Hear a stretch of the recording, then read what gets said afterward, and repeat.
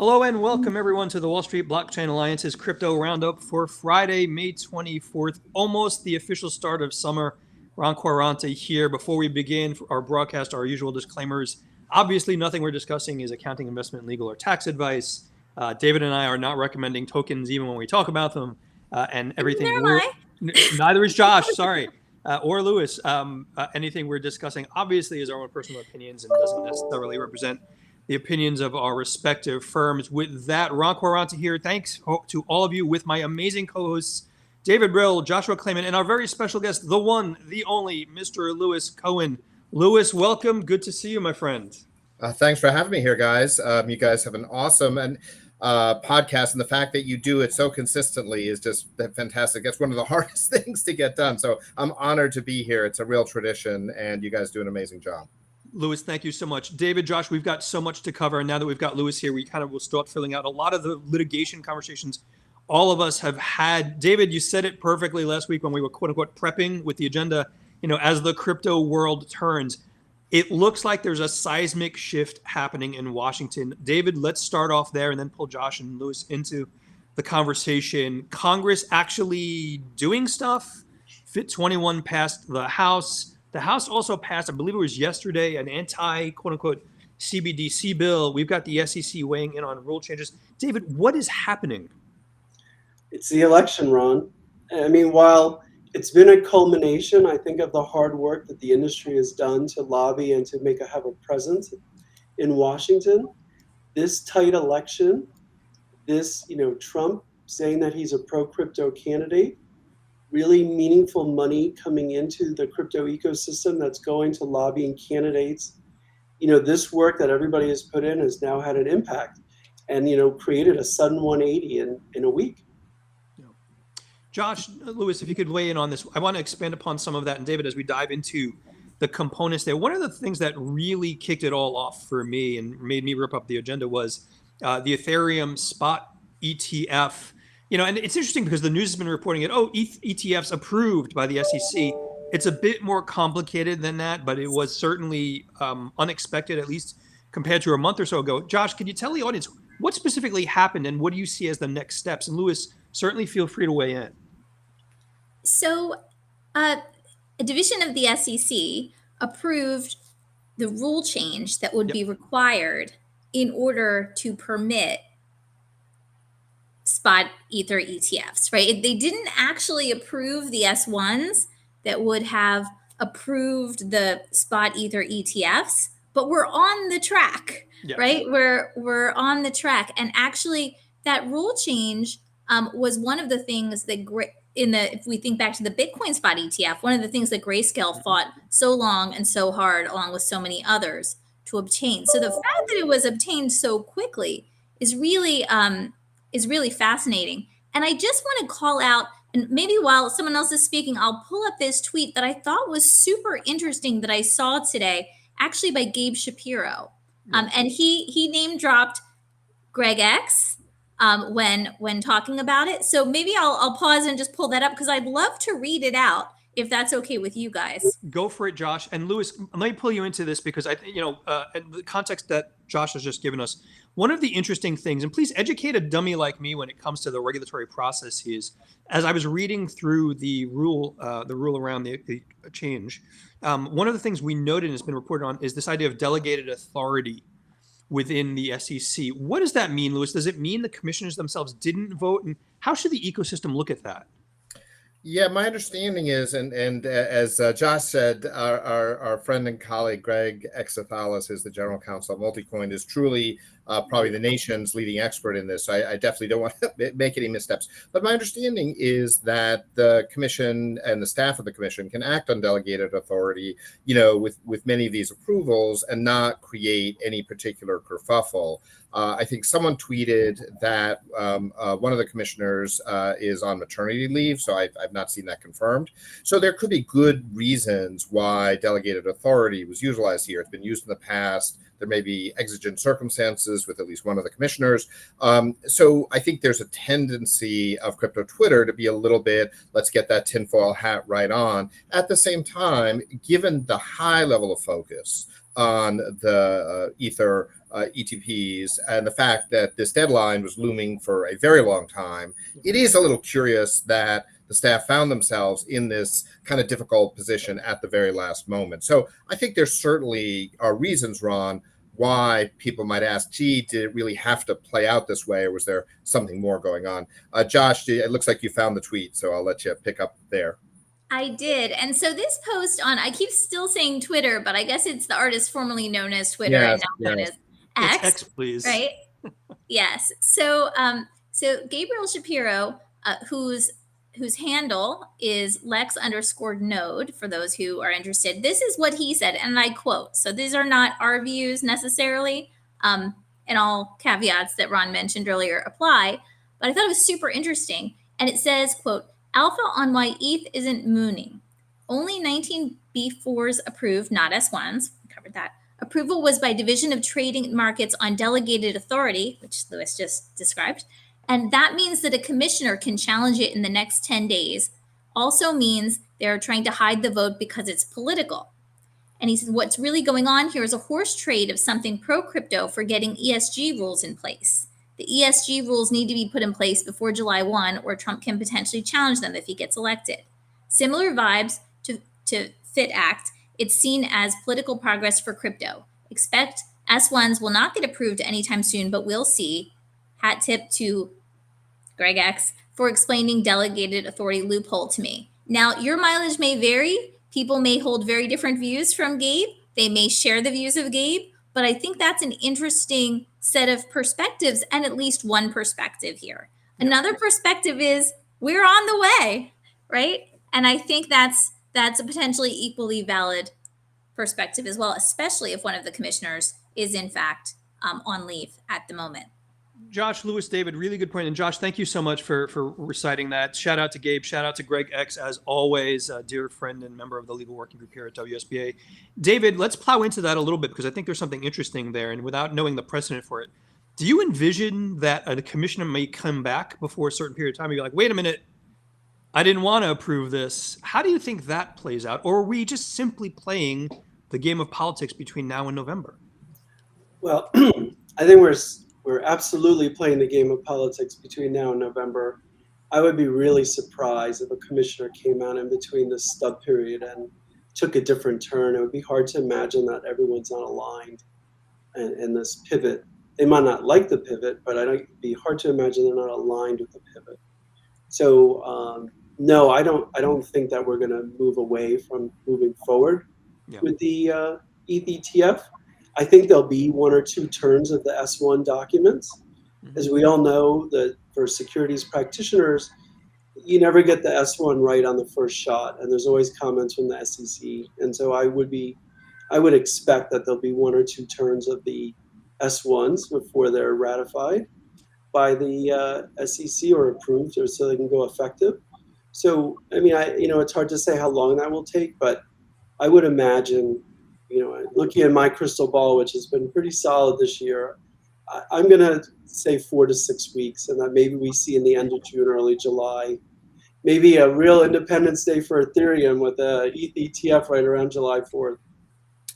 Well, Ron, if I can, I would love to see that, but let me put a little bit more, like everything else in crypto, there's, it's like some kind of burrito. You put the rice and the beans and the thing and the thing, and it just keeps getting bigger and bigger and bigger, and it kind of feels like it's bigger than your head. And here's the same as the case. There's this other dynamic playing out with the Ethereum ETP, and that is that the form, David, you just talked about, Form S1, is not appropriate if what the entity, that is the registrant, is listing, if that entity's assets are primarily securities. So at that point, you'd be an investment company. It's fine. You could be a registered investment company, commonly known, of course, as a RIC, but you got to use a different form. You can't be using that form. So the ability for any of these trust entities or other entities to use Form S1 is contingent on satisfying the SEC that Ether itself is not a security. But of course, that very point is what is at the absolute center of many of these contentions. And as Ron and guys, I've written about extensively. the problem, the Gensler was able to distinguish Bitcoin from everything else. Bitcoin had this immaculate conception. Gosh, nobody knows who Satoshi was. It's this perfect thing, and everything is different from Bitcoin, or almost everything is different from Bitcoin. And that's the argument take. To the extent the SEC were to endorse the position that Ether is not a security, we know that the SEC believes Ether was originally sold in its ICO in the form of unregistered securities offerings. We know from the Hinman letter, which is or speech, I should say, which was a staff statement and not commission policy, but nevertheless that Director Hinman believed that enough time had changed and passed so that transactions in ETH were no longer securities transactions. And we know that Chair Gensler has raised questions about the merge and whether that's reset that. The catch is all of those factors, an initial ICO, the passage of time, the introduction of staking, is very similar to many other crypto assets. Many of them raised, for which the SEC has affirmatively alleged are securities. The SEC has never, to my knowledge, come out and said, we believe Ether is a security. But they have said that about the Solana token, Sol, and many others that are quite similar. So in sum, the challenge is, to the extent the SEC were to approve the S1, are they telling the world, wow, ETH is not a security, and maybe all these other things are not securities? That would be huge, huge, huge news. So we're at an incredible pivot point here, guys. Louis, let me just build on it, and thank you so much. It's a really great background. Let me ask a dumb procedural question, if I could. But is there precedent for the rule changes to be approved, but the S1s to be declined? Is that a possibility as well? You're asking the wrong guy on that one. You can get Greg X on the show, and you can ask all your technical. We're gonna have to start texting him. I don't know, Josh or David. You're familiar. Yeah, I do not know the answer to that. Yeah, fair question. Louis, thank you so much. David, Yeah. Josh, let me look at one other aspect of this as well, David, if I could. One of the things that came back in these these rule change requests was the SEC requiring the removal of, I believe, and I could be misstating this, staking as part of these ETH ETPs. So there really is a macroeconomic conversation here, David. You and I have had this. When we look at the Bitcoin spot ETF, I think we're at 30 billion in inflows, arguably the most successful ETF launch since SPY or gold, maybe, or if not better. Does removal of staking make it less an economic incentive to purchase these, David? So, I want to backtrack for 1 second. Yeah, go for it. Answer that question. So, Louis, I totally agree with your analysis. My view is that by approving the Ethereum ETF without the staking component, the SEC is going to try and skate this fine line of still giving them an opportunity to bring cases for, tokens at stake. And maybe the staking piece of Ethereum, they may still try and take the view that it's more like a note, and use Reeves as a way to, keep that line of argument open. So I just wanted to agree with you, Louis, but I think that on the non-staking piece, I think we will see the S1s approved. On the market impact, look, I think Bitcoin is a thing that's been more ubiquitous than Ethereum. I think people, Ethereum has these use cases, and I think people are interested in Ethereum, but I think Ethereum is going to be, and other people have said this, the silver to Bitcoin's gold. So I think that we're going to see people who want exposure in the space, want exposure to Bitcoin, will want exposure to Ethereum. I don't think it'll be on the same level. I've heard various estimates. I think that maybe we'll see like 25% of the Bitcoin, interest and volume. Because remember, there's a lot of Ethereum that's being staked also. We need to be mindful of. But I think this is really a net positive, and there's some other knock-on effects I'll talk on later in the show. David, Louis, Josh, thanks so much. Shout out to Sonia Goklani, the chair of our enterprise working group, for her question. Are both political parties joining forces on innovation? David, you and I have had this conversation a lot. The idea of political parties joining forces is a little bit of a stretch, but I think, like you mentioned, it's the political calculus of what gets them through November, the November election. In addition to all of this, and again, we'll continue to watch everything going on with ETPs. Josh, let me pull you into some of this conversation. We've been watching the stuff going on Capitol Hill. Speaking of the political parties, Everyone was on Fit 21 watch and doing vote counts, which got approved and passed in the House. And also everyone, I think the next day, bill within the House, the anti-CBDC bill that went through. Josh, let's address Fit 21. For the audience, what are we talking about at Fit 21, and why did Chair Gensler, for example, come out strongly opposed? Why did some other members of the Democratic Party, for example, come out strongly opposed? What do you think Fit 21 does for the industry? So for the industry, I think it gives, or it attempts, the best attempt that we've seen to give clarity to when a token that is a commodity is not a security, right? To the extent that a token can ever be a security, right? So I'll just put in that caveat, just, that it really draws a line. And it talks also in very granular terms, you may love it, you may hate it, right? About what those lines may be, including it sets forth, at least in its current form, a 20% threshold. I won't go into the details. I did that in a prior week, about, that relates to ownership and control, and really helps folks have a view on when a project is decentralized enough. If we think back to the Hinman speech and what Lewis was just saying also about the passage of time and decentralization, to when a project, can feel comfortable and can proceed in a manner that would allow it to feel comfortable that it is dealing with a commodity that is not also a security. Yeah.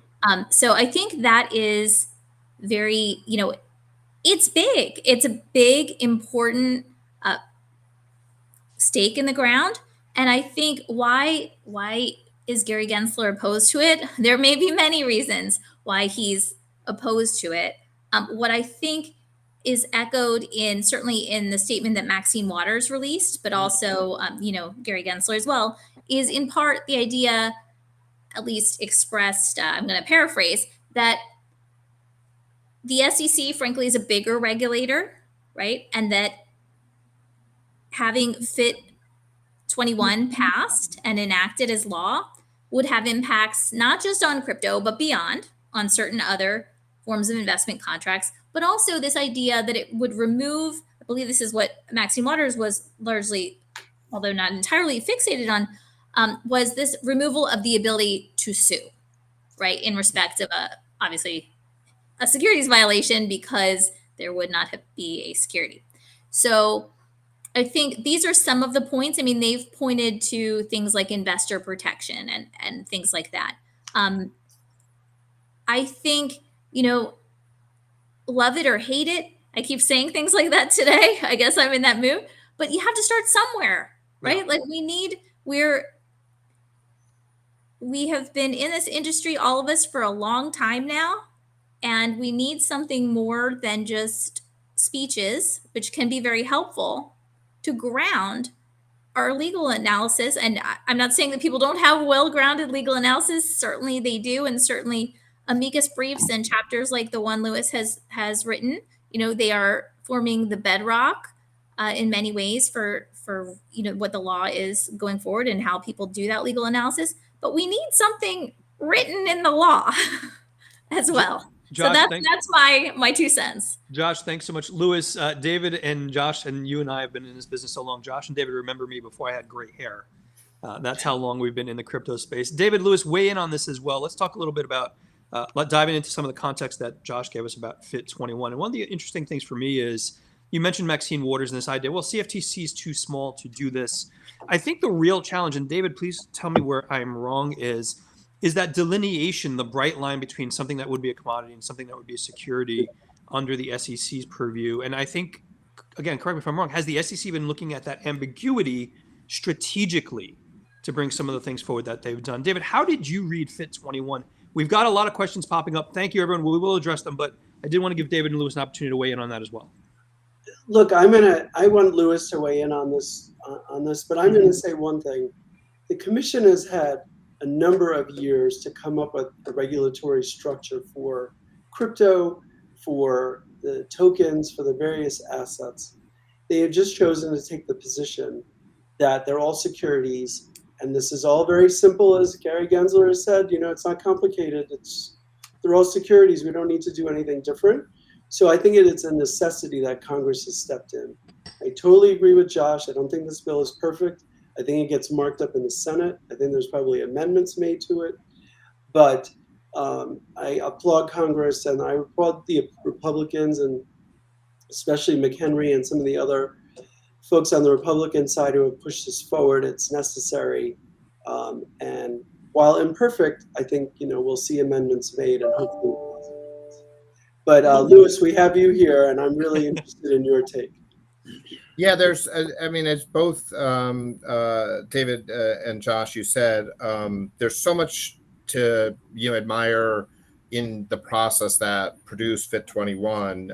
It was, an incredible uphill battle and task. And, the service that, financial services and ag in the House have done is amazing. I think it's interesting to me that one of the points that Chair Gensler made in his statement about the FIT bill, I think resonates in a certain way. He said, well, hang on a second. You're telling me, we have 60 days, and that was extended from the original 30 days, to determine whether something is quote unquote decentralized. Well, there's like 16,000 tokens out there. Like, what happens if we get... And I think it really, to my mind, goes to the point that we need to kind of rethink a little bit that process, because the issue is you've got sort of two choices. Everything's a security, until the SEC says it so. That really does not work at all. Or, after some relatively finite amount of time, you're sort of automatically not a security, and good luck to you, SEC, to figure it out. And as the chair notes, that in fairness is, it's not really practical if that's what you want to do. I think the position is, on the Senate side is a little bit different. Same issue, but it puts the burden on the person selling the tokens to make that determination of when they're no longer providing the essential managerial efforts. That also brings Howie into this term decentralization, which is a fine term, but there's no current jurisprudence, that is to say case law, that tells you, well, what does decentralization mean? Everybody's got ideas, but it's going to take a long time before we have jurisprudence around it. So I think that if we can zoom out, Ron, the question really is, how do we make that determination and who's responsible? So, I'd argue that putting that determination on the project team and having the consequence of getting it wrong mean that they got to continue to provide disclosure is the appropriate balancing here. Because asking the SEC to sort of, review, I mean, probably not 16,000, but even just 1,600, they're not going to be able to get that done. And I don't think that's the right way to go down that path. Louis, David, thanks so much. Josh, weigh in on this, and let me add one component to that as well. The sausage making of politics. David alluded to this, which is this will go to the Senate. This will get marked up. Josh, for this FIT 21 for the CBDC bill, which we'll address in a moment, are we potentially looking at just the wall of the president not signing on to these things? Josh, weigh in. So, okay, I'll weigh in on that, but then I wanted to give a thought to the other piece too. Yeah, please. So, well, one of the things I think is super interesting is just the statement by the Biden administration, the policy statement about FIT 21, which had a markedly different tone than the one promising or threatening veto in respect of the the repeal of SAB 121 or the attempted repeal, right? So that was one message about a week earlier, right, where it said the Biden administration would expect to veto if this were passed, right? Before then, we saw it passed by the Senate. And whereas my recollection about the FIT 21 Act is that the message was much more sanguine, right? It wasn't like, yay, FIT 21, but it was really like talking about, movements towards the future of the industry and finding ways, So I think, if it passes the Senate, I don't know that we would see a veto by President Biden. That being said, I don't know that we would see a veto of the one that was threatened or promised a week ago, right? With SAB 121. So I don't know that, especially now that crypto really has come to the fore for this election. I mean, I remember when we were discussing this a few weeks ago, and I think, the consensus was, generally speaking, that maybe it's not a major issue for the election, but maybe it could be a wedge issue, but that the money potentially would be an issue, right? The donations. But it's become an election issue. I mean, we've, in addition to what I believe David or Ron, one of you mentioned about Trump mentioning that he is, has a particular position vis-a-vis crypto. We've also seen statements from the Biden administration. I believe I saw it, trying to drum up, donations because of how much crypto was donating potentially to the other side. So I think it's a major thing. I don't think we're going to see a veto. What I do think, and I agree with what Lewis just said, I would say I still think that and I'm not saying that Lewis doesn't think this, so I think I assume we're all agreed on this. Having something that actually says under law that you can have something, whether or not it was issued and the SEC thought it was a security at issuance, that it later could become decentralized, whether or not decentralization is the right term, but just that it kind of takes Hinman's speech and makes it more real as something that could happen. Right? Yeah, I don't agree with that. Okay. It's the it, right? It's not the it. The token wasn't the security.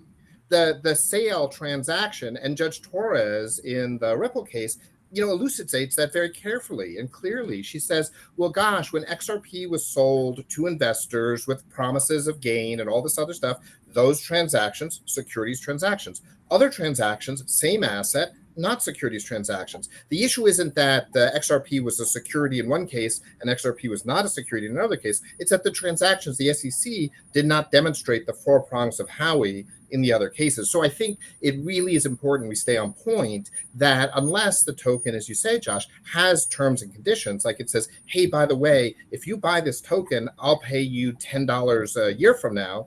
Yeah, sure, got a security there.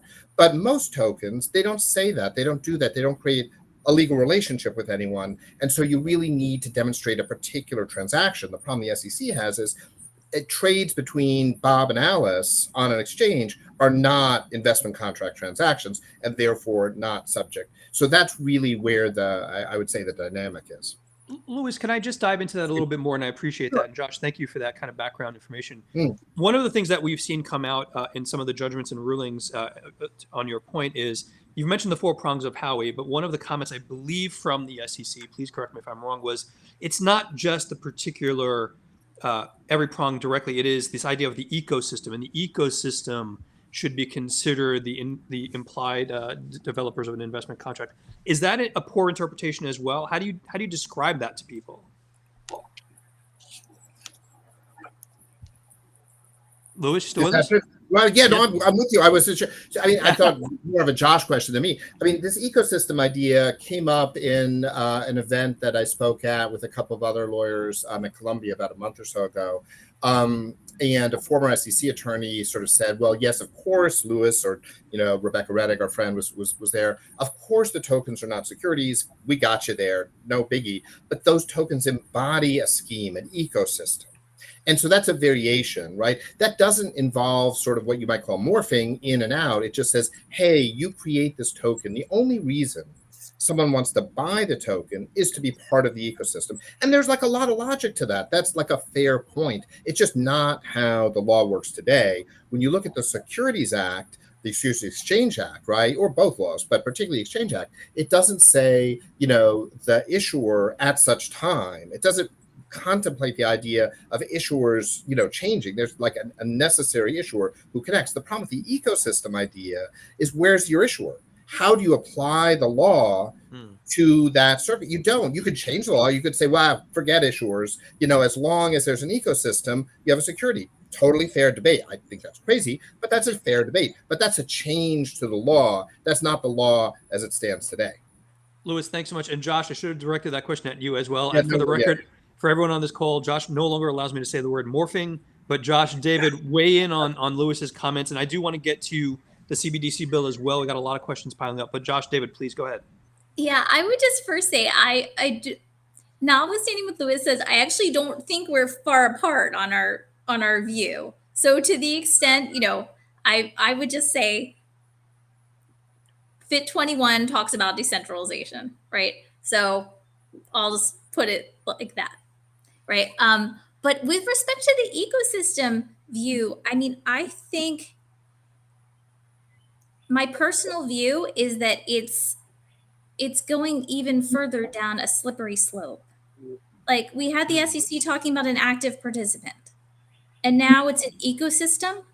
Like the I would say the goalposts, it appears, keep moving and keep moving in a way that it's further and further harder to potentially get out of. And I think that is because of the jurisprudence that's developed, right? That makes some of the older positions less tenable for the SEC, right?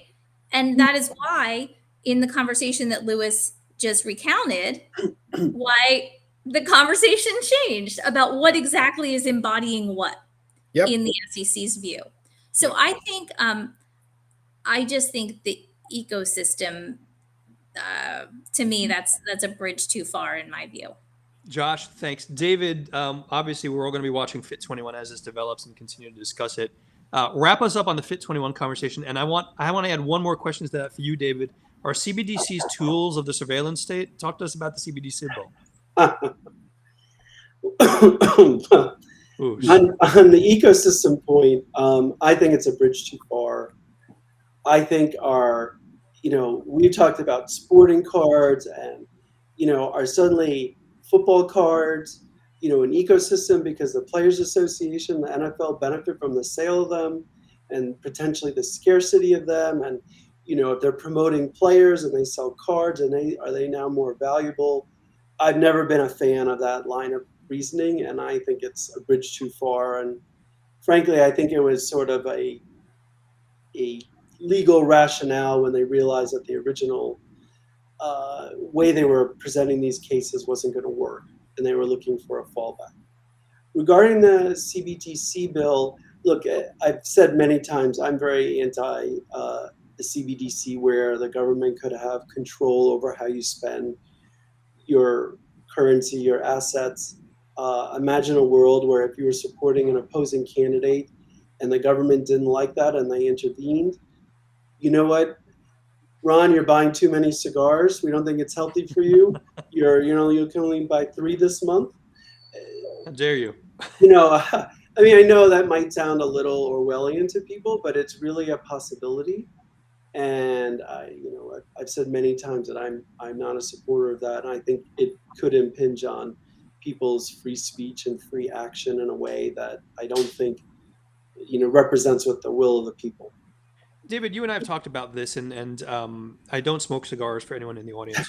But all of that being said, David, are you and I being a bit too cynical when we look at this? When you look at some of the feedback on the anti-CBDC bill that was opposed to it, it was the idea, well, there will be safeguards that prevent some of this. I don't mean to go down that politics route, but it's a little worrisome to hear the idea that there'll be safeguards, don't worry, when we don't know what those safeguards are. I mean, David, Josh, Lewis, please chime in. I'd love your opinions about that as well.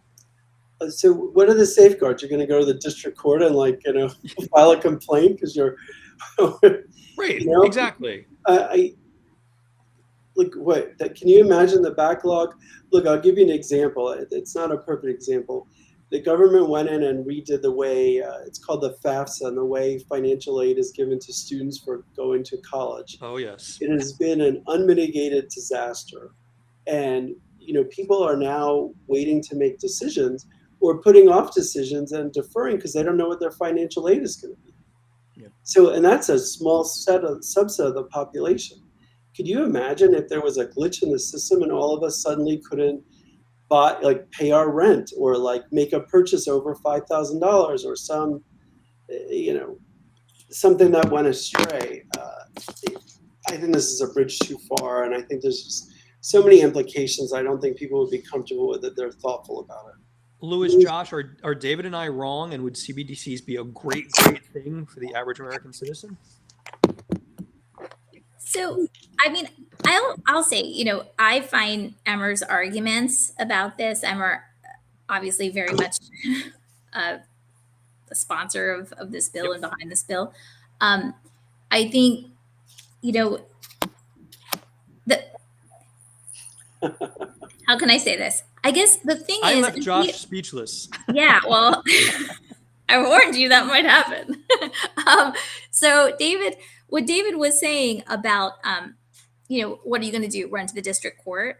I mean, you're not going to know even necessarily what is being done until after the fact, until you've already, if something is programmed in a certain way and it's acting in a certain way and it's violating rights, no one's gonna be like, here's your right being violated, right? That's something that you're gonna have to discover, and then the damage is done. And I think, as we've seen with other legislation and things that have been introduced over the years, including, the very, obviously there were good reasons behind it, but the Patriot Act, right? It's still out there. It's still going on. It's still, all these sort of almost quasi wartime type things never get rolled back. And so I think we have to be very careful, as Emmer noted in his release about, this bill passing the House, governments can weaponize these tools. And again, as I think about the digital asset space generally, we talk about being trustless, or maybe some people talk about being trustless. And here the idea is, okay, no, we want you to trust. Well, we've seen other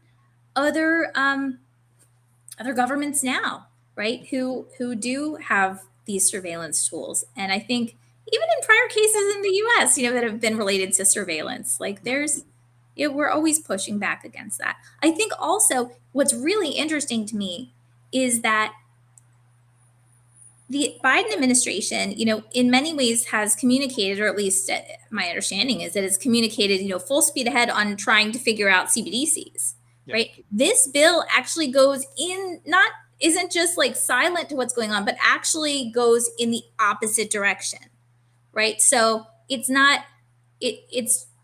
trying to have course changed from a course that seemed to be proceeding, rather than just trying to head off a course. So I think it's quite powerful. Louis, give us your thoughts as we wrap up the CBDC conversation. And if you're a betting man, if you had to imagine which of the two of these bills would actually become a law, do you imagine Fit 21 is more successful, or does CBDC get through? Any thoughts? Yeah, I would agree, David, with you and Josh about the concerns around the idea of a U.S. dollar CBDC, at least as it's being contemplated. I think something on market structure has a decent shot of moving forward in this Congress at this point. So I do that. I also just want to know, Josh, I do just be super glad. We are 99.9% together on the same analysis here. So I didn't mean to suggest otherwise. Just really want to bring out this subtle but really important distinction for listeners who are not, quite as sophisticated as you, David, or Ron, on the use of the it and the token thing. The last thing I'll just say on the CBDC question, Ron, is that I think sometimes what gets lost in the conversation is what we're really talking about here, which is a retail CBDC. We have a wholesale when JP Morgan and Citibank settle, they're not like piles of $100 bills, here you go. So, they have ledgers at the Fed, and we have a CBDC. It's just retail people don't have access to it. And that's really what we're talking about. And that's the point, David, you brought out, and Josh as well, that why do we need in the developed world retail? We have many fine payment methodologies, and we have, stable coins. We may have a few more to come. They work really well, and we have other means. So we have lots of means of making payments. I just think it's a problem of searching for an answer. Do we want to have some form of 24/7 real-time gross settlement available to larger players? Yes, that would make a lot of sense. The UK has moved that forward. Others have moved that forward. So I think sometimes the hyperbole, as you guys brought up, it's sort of heat it all up. I mean, just take it down a level. Retail people, for all the reasons you both said, and I agree with, don't need and should have it thrust upon them. They should be able to pay the way they want, how they want, and when they want. And, businesses who want to have some sort of, real-time settlement, go forth and conquer. Thank you all. So go ahead, Josh. Sorry. I was just going to say one other thing that came to mind is, so a lot of times we think, okay, we want to use crypto, right? And people will say, oh, well, why wouldn't you just be happy with the CBDC? Thinking that CBDCs and crypto are somehow the same, but just more reliable. I don't know what the argument exactly is, right? Well, I know what some of the arguments are, but I won't repeat them. But really what's interesting to me is this surveillance on the one hand, right? Potential for surveillance. It makes me think about a lot of the zero knowledge solutions that are being explored, and that even Treasury, in its report last year, where it was addressing DeFi, was talking about the potential of zero knowledge solutions to help, potentially satisfy requirements. For those listening at home or at work or wherever you may be, that's not to say that that has been decided and done. It was posited as a possible solution. And I think that's it's moving in very different directions from the idea of a CBDC. Josh, thank you so much. And I know, Lewis, we've got you for a short period of time. We've got you for about 5 more minutes. I want to give you a couple of minutes, and then David, you and I and Josh have to talk about some other things as well. But Lewis, we read the news recently, and Josh and David, thank you for the CBDC conversation. We'll continue that next week. Congratulations to you and the team, Lewis. Talk a little bit about Cahill Next, our dear friend Sam Enzer there. Tell us a couple of moments about what you're planning on and why this is important. That's super kind of you guys. And again, really, just thank you for having us on. I think a lot of your viewers and listeners, know me from a prior, much more boutique-oriented firm, and probably a lot of folks heard me say, "I'm never going to a bigger law firm, roller." And the reality is, sometimes things just make sense. And when I left Hogan Lovells, it made sense. And there's a time for things, right? And I think this time is the time to combine the kind of work that my colleagues, Greg Strong and Sarah Chen, and my more junior colleague, Alma Malik, were doing for clients with the kind of litigation support and enforcement defense that Sam and the amazing team at Cahill did. And really, this is kind of a coming together and bringing that together. Really, for me, the icing on the cake is, not only do we have, a tremendous, enforcement defense and litigation team to work with cooperatively, but we also have this incredible Wall Street capital markets practice that Cahill has always had since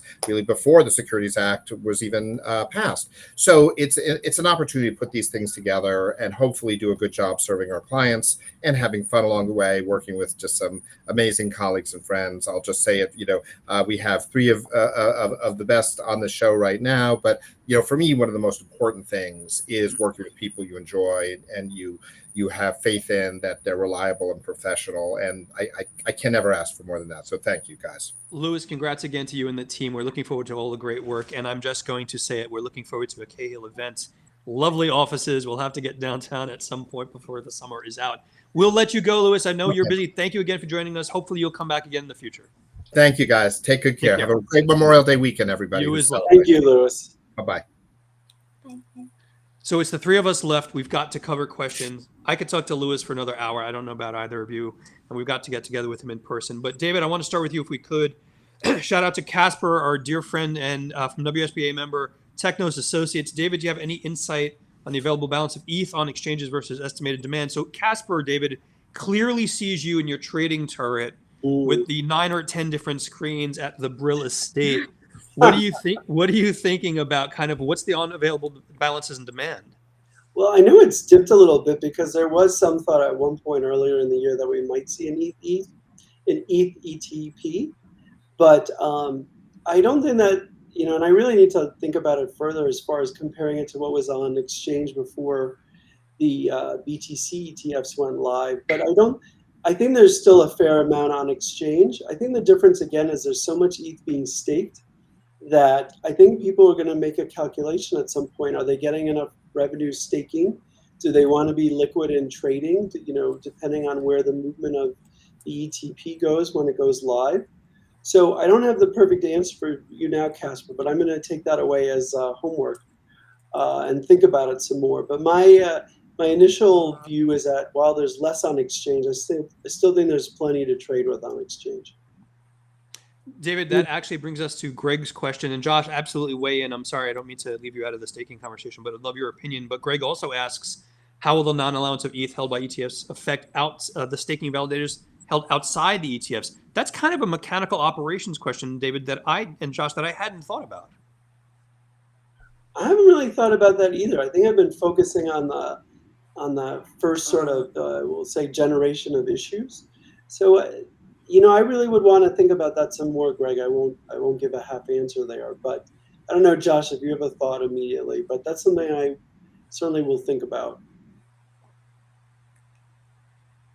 I mean, it's a great question. I haven't really thought about it. I mean, just looking online real quick, it appears that although, I don't know if this is even correct. I just happened to look at a website real quick. It appears that about 27% of ETH is currently staked. At least from what I'm looking at. This could be wrong for anyone listening, right? And so I suppose I don't know what the effects would be on any kind of rewards or things like that. But I do wonder if that 27 or so percent remains consistent while presumably a large amount are held in ETPs or held by ETPs and not staked. I just wonder how much, when we do the math that way, what may happen. And I'm just looking at something else, and I can see a headline from February of this year that mentioned that 25% of ETH was staked as of such date. So I don't know to what extent these data points are correct, but I do wonder whether, if you have this large swath, presumably with ETPs that are not staked, then presumably the free ETH that's available on exchange would be lower. I'm just doing an estimate. Josh, thanks so much. And I think that gets us right to Stephen Stimler's conversation. Stephen, thank you for joining. His question, assuming staking would eventually be approved for the ETH ETFs, is there a monopoly risk of these ETFs that would hold significant market share? I think that kind of, it really comes down, David, to some of the mechanics and the logistics of, if only 27% of ETH are stake, is that problematic from an ETH ETF perspective? Look, I think that it's going to take a while for people to really, even when an ETH ETF is approved, which will not include staking, it will take a while for retail, and we're seeing with the Bitcoin ETF, for people to get onboarded and to be even able to buy them. So I think there might be a longer term effect, but I think in the short term, look, the wirehouses still haven't allowed a Bitcoin ETF to purchase it on their platform. So I think that's a longer dated issue. And I think, I think it also depends on, how things grow in the industry, and will people feel safer staking on these decentralized platforms than other ones, especially people that aren't in the ecosystem. And I have a question. Sorry. No, go for it.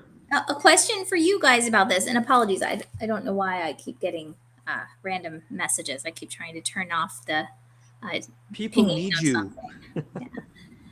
I mean, well, what was I going to say? Oh, when I think back to like the point of proof of stake, right, as a consensus mechanism, like one of the ideas behind the rewards, right, is to, and the setup itself is to incentivize people to stake, right? Incentivize people to participate in validation of transactions and,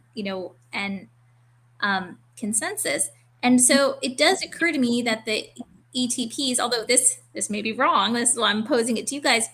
I suppose the ETH held by the ETPs or ETFs, right, is that amount, I would imagine that amount would be becoming smaller relative to the whole, right? So while if people are investing, right, in these ETPs, ETFs, right, they would be looking for a return, but relative to the whole of Ethereum that's out there, of ETH that's out there, whatever's held in there, to the extent more isn't purchased, it would seem to be proportionately shrinking over time. Am I wrong here?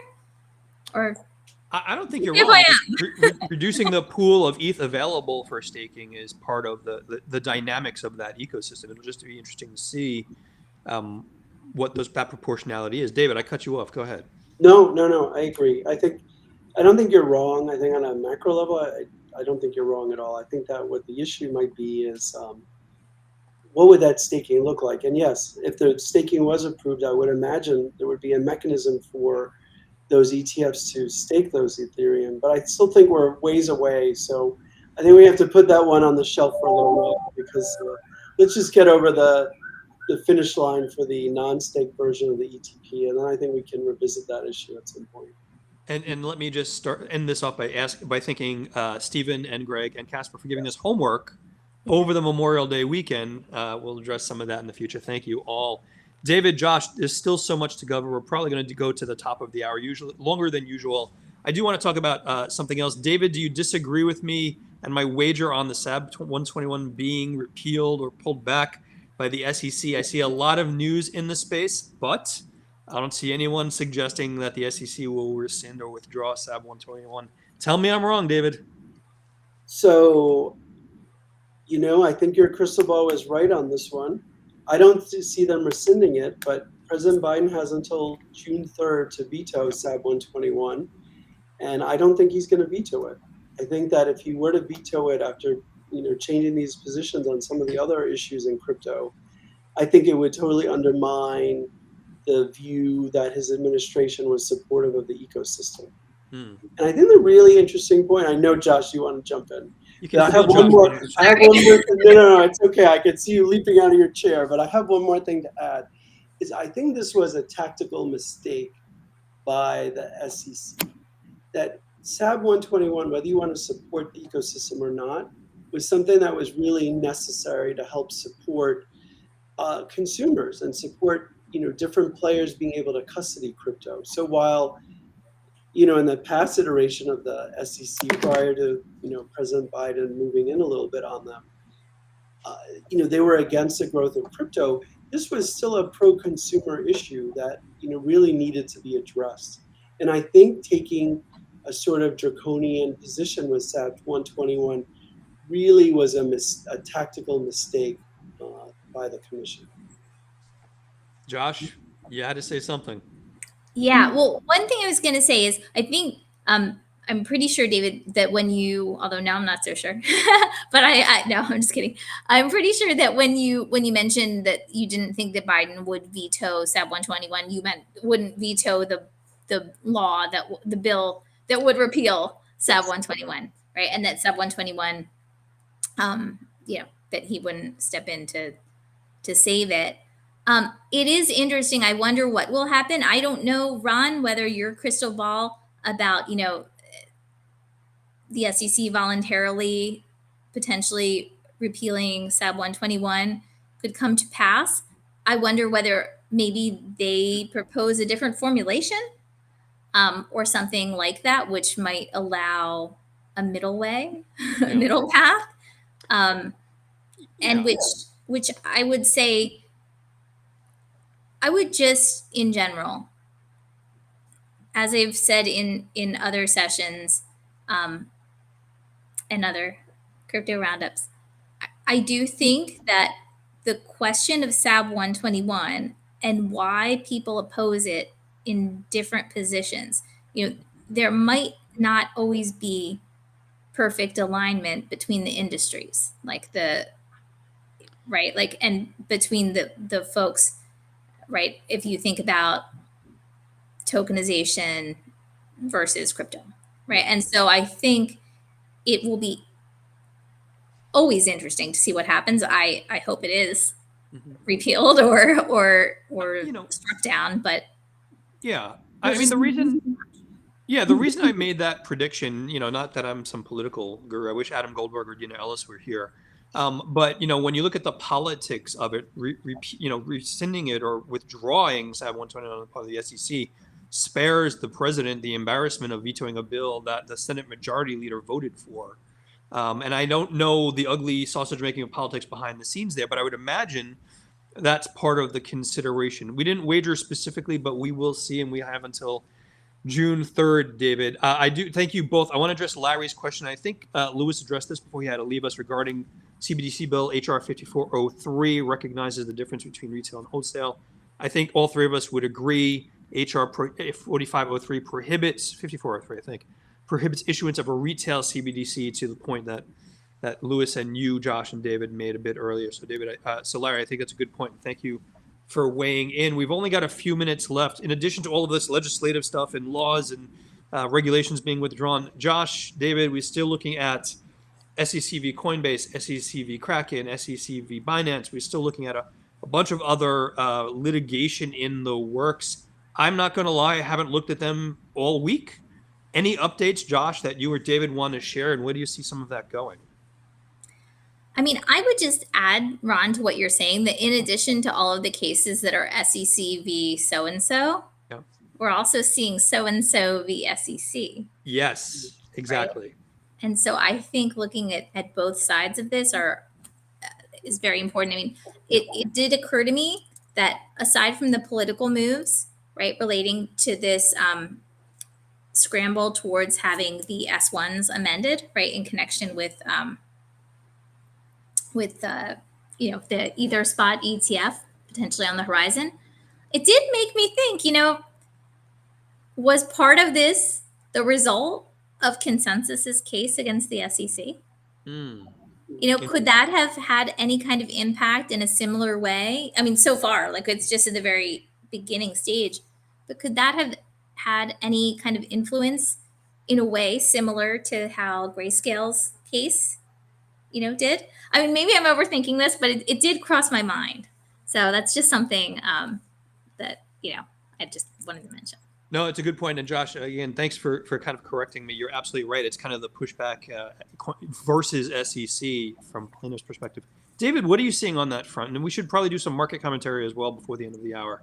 Yeah, I'll just say that I think all the parties are probably sitting, looking at the landscape, looking at what's changed, and seeing how their positions can change and how their arguments are bolstered by these moves. So I think that people are being contemplative. I think that Coinbase filed an interlocutory appeal in one of their matters. Yep. So I think that everyone is really watching it, digesting it, and plotting their next moves. Yep. And may I just add one more thing to that? Go for it. Just about the cases. I think while it's not a case yet, we certainly saw just in the past week Uniswap pushing back after it had announced that it received the Wells notice. And so in its response, they obviously have, as I said, pushed back. But I think, if I go to this article on Coinbase, CoinDesk, called Uniswap Labs, it urges SEC to drop pending enforcement action in Wells response. That's by Cheyenne Ligon and Danny Nelson. Apologies if I butchered anyone's last name.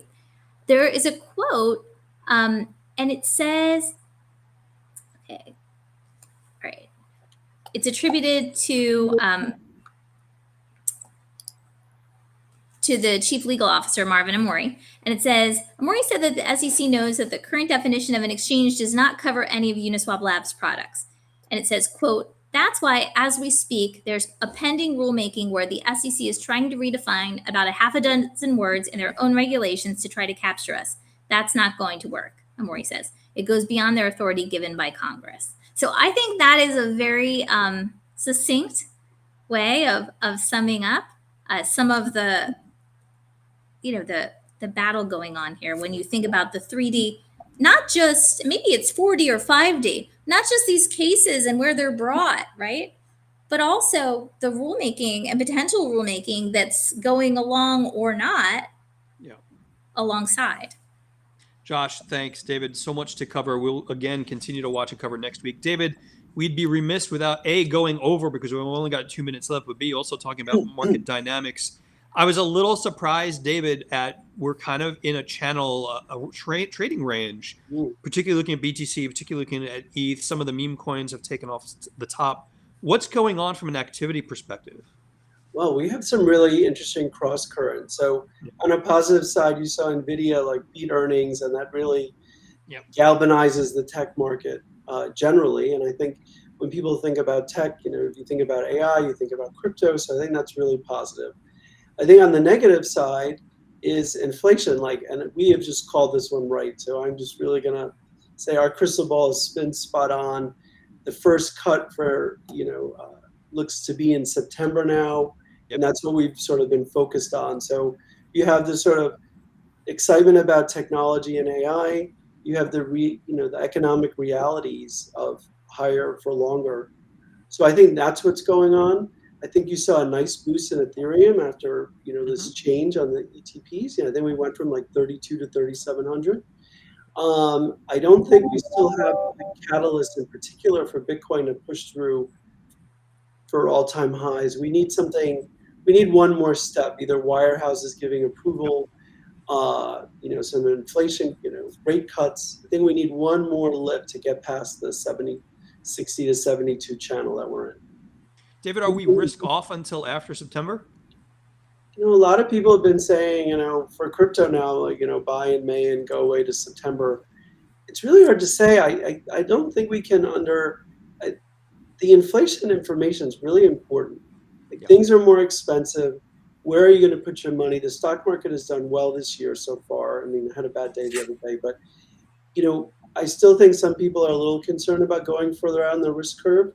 So I think for native crypto people, I think they really understand these changes in the last week and how much of an impact it's going to have on the ecosystem. But I think the broader market at large has not fully appreciated what's ahead. David, Josh, thanks so much. Josh, for the record, David's favorite gauge of inflation is how much it costs to fill up the Bentley. Josh, did you want to add anything to that before we wrap up?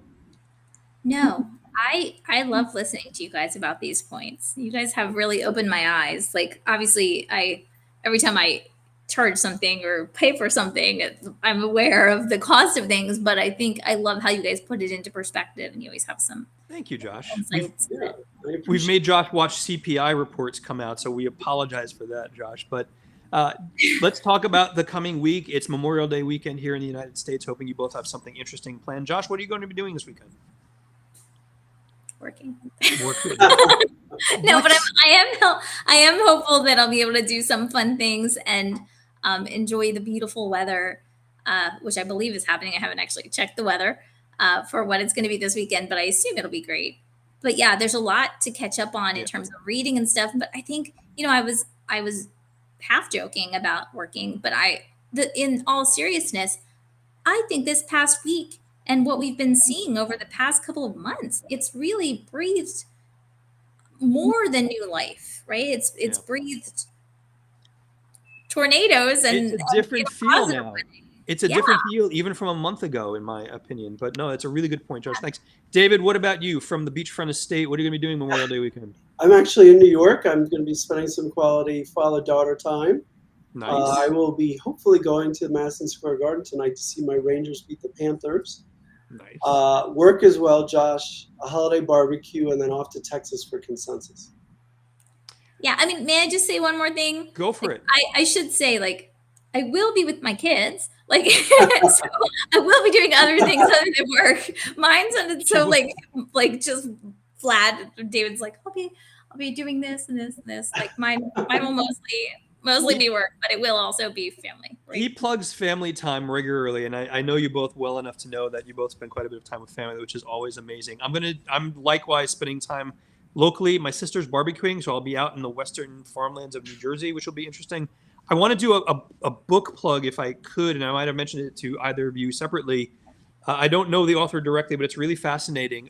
Read, Write, and Own by Chris Dixon, which kind of focuses on the fundamentals around what we do mean by decentralization, what really blockchain and tokenization is meant. It really, we know it, but reading it, Josh and David, really encapsulates to me this multi-generational, here's where we're going. And it got me out of the weeds a little bit.